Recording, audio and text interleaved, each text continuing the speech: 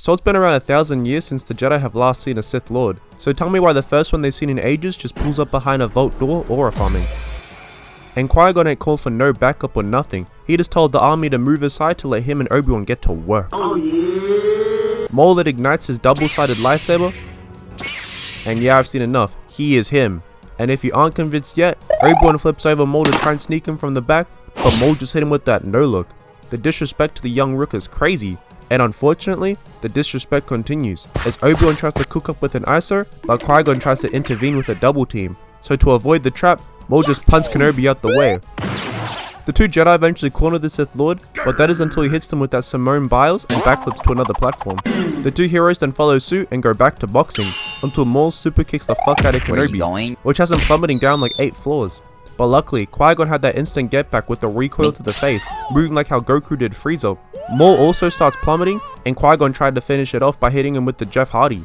Unfortunately, Maul stops that maneuver with a kick.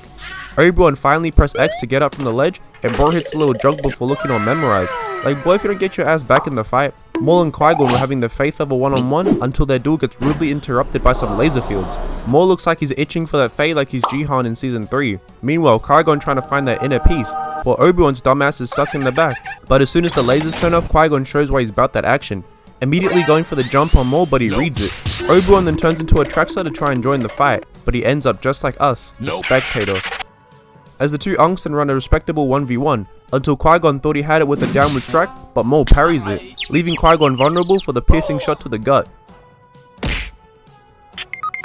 And it's a shame bro got hit with the Shusui, a character who was powerful, had hella potential, but had to get off to further the development of other characters in the plot. Like, imagine if he was still alive to guide Anakin, but we see this development through Obi-Wan himself, who upon seeing his master's death, decided to lock in and put the hands on Maul. Like, just look at this aggression. And keep in mind, Obi-Wan in this point in the series was a defensive specialist, straight Kawhi on the Spurs. So what kind of defense do you call this? As he smashes Maul's saber in half, ruining the drip. And while Maul is on the ground, Kenobi hits a front flip instead of pinning him with a powerful downward strike. Revenge is not the Jedi way, but style points are.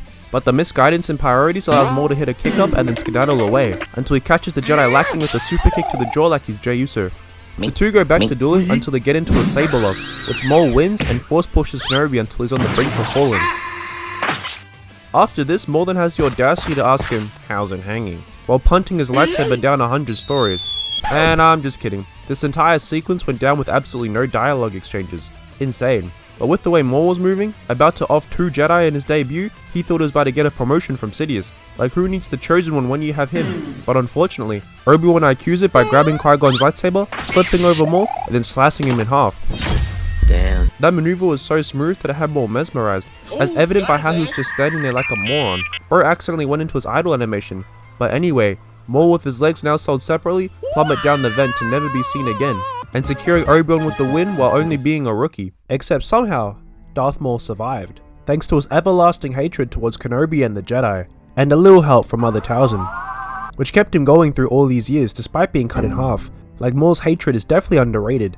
I would personally say it rivals the ranks of Sasuke, Thorfinn, Lex Luthor, and shit, maybe even the founder of hatred himself, Atrocities. And this hate is evident by how he baited Kenobi into pulling up on him as soon as he got his shit revamped. And when Obi-Wan sees the dude who offed his master, he's not worried at all, because remember, he also cooked Maul as a Padawan, and now he has the rank of Jedi Master, the Master of the Chosen One no less, while also getting exponentially stronger himself, so he's just chilling cracking jokes and shit. But Maul's not feeling them, having to remind Obi-Wan that now that he's back, there's no shitting games no more, it's just straight business, as he watches Obi-Wan get sneaked by his brother Savage. He had to make sure that Obi-Wan knows what it's like to get jumped, as Savage overpowers him and then chick checks the fuck out of Kenobi, before Maul force pushes Kenobi into a devious clothesline.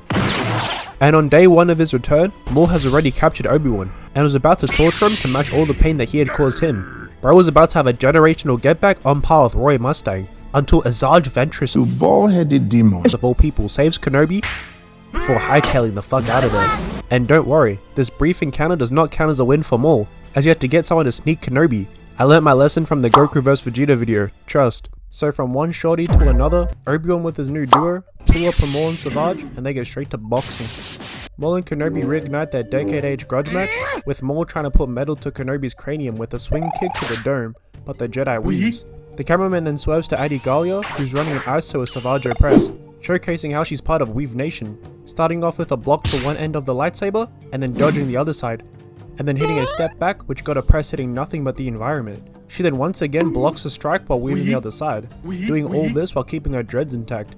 If this was anybody else, it would have looked like they got everything shaved off the top like the type of haircuts your parents would force you to get when you were younger. Damn. Tragic stuff. Gali was feeling herself with all them dodges like Goku with Ultra Instinct, but her first attempt at a defensive attack should have made her stick to defense, as she tried to punish Savage's knee, but like, oh nah, just look at her face, she knows she's cooked, and that lack of confidence got rid of all her defensive badges.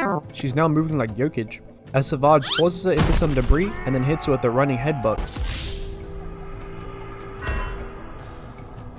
Obi-Wan, who just saw his teammate get cooked, lands a super kick on Savage, then tries to secure their instant get back. Revenge ain't the Jedi way, but Kenobi don't give a fuck, and luckily for Savage, Maul was able to bail him out, otherwise bro would have gotten clipped like that guy in Summer League. The two Sith brothers then tried double teaming Kenobi, but he didn't want none of that, obtaining that second lightsaber before long jumping the fuck out of there. And before, Obi-Wan ran away, but with that secondary weapon equipped, he was feeling himself, as he told Honcho to leave the Sith to him, and Honcho said, "Oh, say less." The two Sith then confront the lone Jedi, thinking he was easy pickings, until Kenobi ignites that second lightsaber and begins to run it. And he took some notes on the tactics Dooku would use on him and Anakin, except he changed it slightly, putting both Sith on defense at different times so they could never attack together. Genius stuff, as he kicks Maul away and starts working on Savage, who was obviously the weaker of the two, and Bro needs to start adding some low blocks to his bag, as Kenobi attacks the knee twice, then tries to cut Savage down to size like how he did his brother, but the Sith Mario jumps out the way. Maul tries to sneak Kenobi, but he's too locked in, sending him flying again, before hitting Savage with a kick to the midsection, followed by another kick to the knee, which got him hitting the stanky leg. The two brothers are finally able to land coordinated attacks together, but Obi-Wan deflects Bros and then hits the before once again cooking Savage's knee. And after having nothing to show, despite literally having to jump this man, Maul said fuck this, picking up Obi-Wan with the Force and then throwing him into a wall. Could he have killed Obi-Wan right here? Shit, I don't know. The two demons try and finish off Kenobi, but he deflects both their attempts. And while it looks dire for my goat, he gets a glimpse of Savage leaving his weak spot open, the thing he's been targeting the entire time, and starts fiending, snapping his leg in half, which allows him to turn Savage into future Gohan. And while Obi-Wan was ready to run the ones, Maul was actually feeling bad for his brother, so he forces Kenobi the fuck out of there and retreats towards another day, solidifying the victory for Kenobi. So now we hit another time skip and we see Kenobi as an unk. I'm 56 years old. Damn! I'm sorry.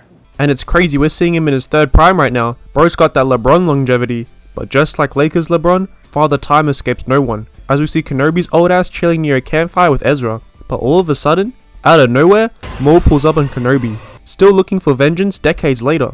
But first of all, where did Maul even come from? As the Jedi probably haven't heard about him for years, since he got off screen from their perspective. And second of all, how did Bro even find Kenobi? He's in the middle of a random desert. But none of that matters right now, as Maul's here to finally collect his revenge. Ezra tries to run duos with Obi-Wan to try and get the jump on Maul, which seems to be a common thing throughout these fights. But Kenobi said, "Fly home, buddy. I work alone." As Ezra packs up his things and dip. And now finally, with no more interruptions, we finally get to see this anticipated matchup in a 1v1 format. A thrilling conclusion to the trilogy, even though Obi-Wan has won the last two bouts. How the fuck is this even a rivalry? This shit's like Holloway vs Poirier. But anyway, the two unks start having a yap session, before Maul finally cuts the talking and ignites his lightsaber. Obi-Wan then does the same. The two then spend another minute exchanging emotes, but it's all good because they're just building hype. As Maul finally goes in for the attack and... well, that's the end of that. The final score is 3-0 to my GOAT.